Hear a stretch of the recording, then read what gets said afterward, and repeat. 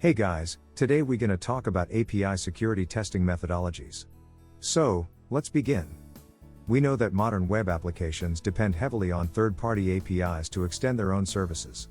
However, a survey showed that over 65% of security practitioners don't have to practice the secure API access checklist correctly.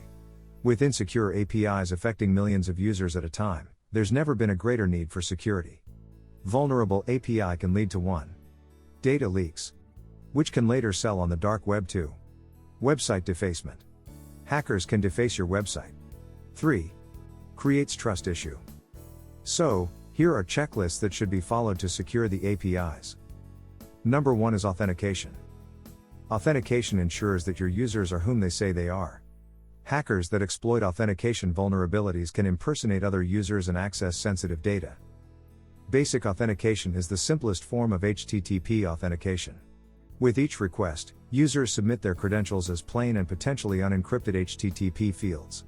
Instead, use a more secure method such as JWT or OAuth. Attackers will try to authenticate using a variety of credential combinations. Setting a maximum number of retries blocks users who fail too many authentication attempts in a certain amount of time. Users who exceed the number of max retries are placed in a jail, which prevents further login attempts from their IP address until a certain amount of time passes. Number 2 is test the API for injection attacks. Test your API for SQL injection attack, command injection where your database or server is processing the unsanitized user data. Number 3 is parameter tampering. The API request can be vulnerable to parameter tampering, and attacker can temper the value in the parameter. So, test the API for parameter tampering. Number 4 is handling the unsupported HTTP method. Normally GET or POST method is mostly used. However, your server can be hacked if the API handle unsupported HTTP method like put or deleted where it should not. Number 5 Fuzzing.